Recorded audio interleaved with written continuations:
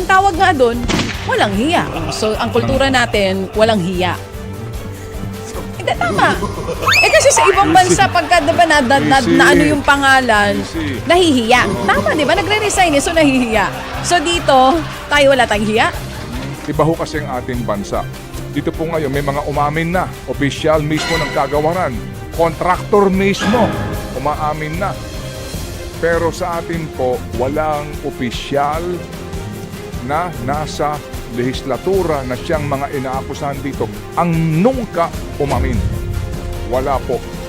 Sa ibang mga bansa, Japan, Korea, even in the States, no? May mga ganun pangyayari na kapag nandun na po at naiipit na ho talaga, kumbaga sa kanila pong budhi, kahihiyan, they resign. And they face the consequence. Sa atin po, hindi. Siyempre, nasa Pilipinas ka eh. Yan po ang kaibahan po sa ating kultura. Hindi, ang tawag nga doon, walang hiya. 55 po ang ating oras. Kami po ay humingi ng pangunawa sa inyo sa dami ho ng ating gustong paruhin sa mga nakapalayan po natin. At mainam din po naman ito na sa ngayon, mga kapatid, na ating pong maunawaan ito pong ating napag-usapan na PPP project ng DepEd para po sa napakatagal ng problema tungkol sa shortage ng mga silid-aralan. Yun nga lang, mukha pong sa akin lang pagkakaunawa, para pareho lang. Parang inilipat mo lang yung ahensya na magpapatupad nito sa bidding process, no? Noong, kasi yung usually po, yung mga PPP projects, ang return ay dahil parang hinuhulog-hulugan. Yung pong kikitain, kumbaga, yung pong expressway, mga tren, etc. Pero ito kasi infrastructure na classroom, na pampublikong paaralan.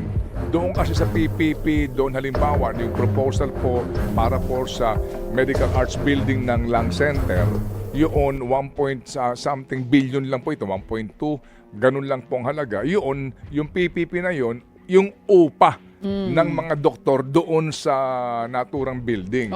Yun ang kitaan doon. Yes. So in this case daw po, parang magtatayo ka muna ng classroom, abonohan ng pribadong kontratista, tapos babayaran ng gobyerno. Di pareho din. Babayaran ng gobyerno. Parang pareho Nagpaunang labas lang yung private firm. Parang ganun. So wala itong entrance. Huwag kayong mag-alala sa mga estudyante. Wala silang entrance. Sino ho ang mga kontraktor dito? Yan ang magandang allowed tanong. naman daw po ng 10% na kitaan. Of course, kasi nga... Siyempre, pribadong kumpanya, dapat kumita. Ang sabi ho nitong isang matalinong nakikinig sa atin... Ano sabi? Abay, okay din yan. Para ding binigyan mo si Dracula ng susi sa blood bank. Binigyan si Dracula ng susi sa blood bank. Gaano kaya kadaming sisip-siping dugo nun? Kasi nasa kanya lahat Baka busog na, sumisip-sip pa rin ang dugo. Talinong tao nito para magkumpara ng gano'n, ano? Tsaka diba, pag nasa kanya na ang susi, ubusin niya yun. Yung pang isang taon, baka ubusin na isang araw. Para mong sinabi na yung napakalaking buhaya, ay inilagay mo sa kulungan ng manok. Tama, dapat malaman ko sino-sino yung mga contractors na hahawak ng proyektong iyon. Anyway, sa Monday po, looking forward po tayo dito po sa magiging hearing ng Blue Ribbon Committee. Yes. At ang mga sinugpi na daw, maganda rin po ito kasi mabibigyan sila ng chance na sana kung sisipot para ho ipahayag ang kanilang panig sa mga aligasyon laban sa kanila. Napakainam po niyan. Subpi na daw po ito. Sigurado pong may dalawang hindi sisipot dyan. Kung sino-sino. Si Saltico, hindi yan sisipot, for Sigurado sure. yan. Manuel Bonoan, hindi yan sisipot. Sigurado tayo Ito dyan. pa yung ibang pinapatawag. Sino? Ex-DepEd Undersecretary Traigib Olaivar. COA Commissioner Mario Lipana. At si? Ex-Special Envoy Maynard Ngu. Yun.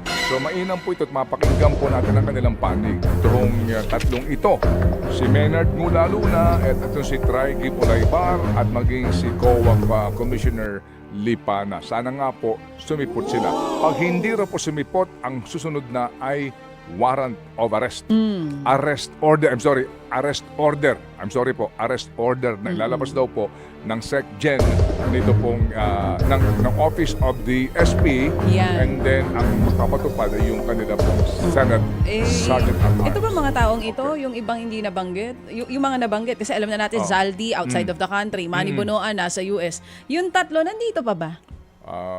Tingnan natin sa Monday. Oo, di ba? Kaya po kami excited rin po, no, sa punto ng eto na po yung ating inihintay. And in fairness po, salamat naman kay Chairman Ping na siya magpapatuloy po sa kanyang hearing at magmamasid po tayo nga at sa mga posibilidad rin na meron hubang panibagong affidavit. Hindi ho bawal yon.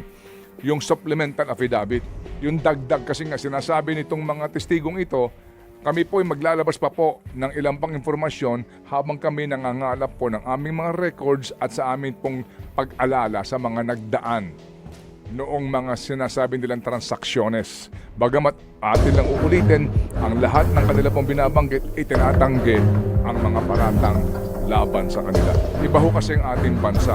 Dito po ngayon may mga umamin na, opisyal mismo ng kagawaran, kontraktor mismo, umaamin na. Pero sa atin po, walang opisyal na nasa lehislatura na siyang mga inaakusahan dito ang nungka umamin. Wala po.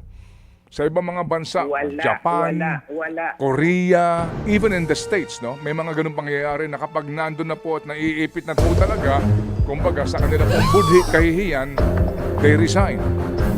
And they face the consequence. Sa atin po, hindi. Oo. Syempre nasa Pilipinas ka eh. Yan po ang kaibahan po sa ating kultura. So, ang kultura natin, walang hiya. Hindi, tama. Kasi sa ibang bansa, pagka diba, na ano yung pangalan, nahihiya. Tama, di ba? Nagre-resign so nahihiya. So dito, tayo wala tayong hiya. Kasi nakaladkad na yung pangalan mo, tapos, di ba? Hindi. Diyan ka pa rin. Medyo... Di, ang tawag nga doon, walang hiya. Sinasabi kanina ni Prosecutor General Fadolion. Pag sa pagsuri mo, kasi siya mismo, sangkot siya eh. Oo. And then, isipin mo, yung relasyon nila, Oo. nung tao na yun, hindi ba, malahalim, etc. Oo. Pero well, sabi nga nila, It's more fun in the Philippines.